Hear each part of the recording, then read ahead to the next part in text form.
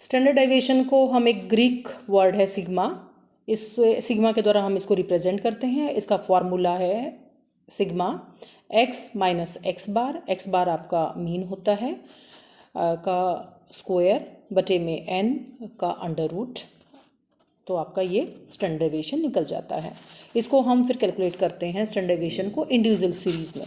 Individual series में आपको पता ही है कि इंडिविजुअल सीरीज़ में आपको ऑब्जर्वेशन दी हुई होती हैं, कोई फ्रीक्वेंसी डिस्ट्रीब्यूशन उसमें नहीं दिया होता।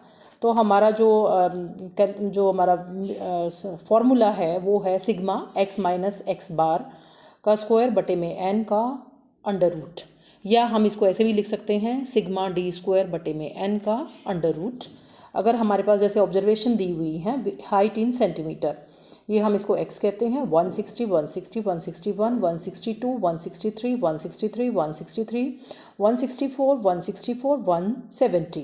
अगर हम इनका टोटल करते हैं तो ये आ जाता है 1630। फिर हमें आपका पता ही हमें मीन से निकालना है, क्योंकि x बार दिया हुआ फार्मूले में हमें x बार निकालना है। तो x बार का फार्मूला होता है सिग्मा x बटे में n इंडिविजुअल सीरीज में। तो हमारे पास सिग्मा x हो गया 1630, हमारे पास नंबर ऑफ ऑब्जर्वेशन हो गए 10।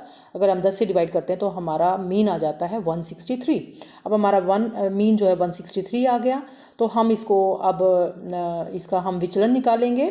160 माइनस 163 माइनस 3 आ गया, 160 माइनस 163 माइनस 3 आ गया, 161 माइनस 163 माइनस 2 आ गया, 162 माइनस 163 माइनस का 1 आ गया, 163 माइनस 163 0, 163 माइनस 163 0 और 163 माइनस 163 0, 164 माइनस 163 प्लस 1 आ जाता है और 164 माइनस 163 प्लस 1 आ जाएगा और 170 माइनस 163 प्लस का 7 आ जाएगा।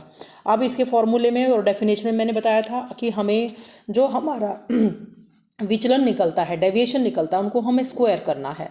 अब हम इनका स्क्वायर करेंगे, 3 को 3 से मल्टीप्लाई करेंगे तो 9 आ जाता है प्लस का, 3 से 3 का जो वर्ग आएगा वो 9 आ जाएगा, 2 का वर्ग 4 आ जाएगा, 1 का वर्ग 1 रहेगा, 0 का 0, 0 का 0, 0 का 0 और 1 का 1, 1 का 1, 7 का 49। फिर हम इनको जोड़ेंगे सिग्मा डी स्क्वायर, जो हमें आपके फॉर्मूले में भी लिखा हुआ है जो हमें चाहिए। सिग्मा डी स्क्वायर आपका 74 आ गया। अब इसको हम फॉर्मूला लिख के सिग्मा डी स्क्वायर बटे में एन फॉर्मूला लिखेंगे और फॉर्मूला लिखने के बाद 74 बटे में 10 आ गया। फिर हम इसको अगर करते हैं 10 से डिवाइड करते हैं तो 7.4 आ जाता है। फिर 7.4 का जो वर्गमूल निकालते हैं 2.27 सेंटीमीटर है।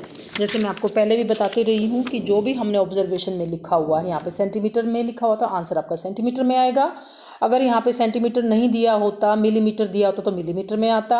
अगर आपकी ऑब्जर्वेशन कुछ और होते, जैसे वेट इन किलोग्राम होता तो वेट इन किलोग्राम में आपका आंसर आता। अगर आपका सैलरीज इन रुपीज़ आता तो रुपीज़ में आता। जो भी आपका यहाँ पे लिखा हुआ होता है वही आपका आंसर आता है। मुझे उम्मीद है कि आप लोगों को ये इतना सा जो है स्टैंडर्ड डेविएशन इंडिविजुअल सीरीज़ में डायरेक्ट मेथड से समझ आ गया होगा, और दूसरे मेथड भी और दूसरे सीरीज़ में भी आपको वीडियो बना के भेज दूँगी।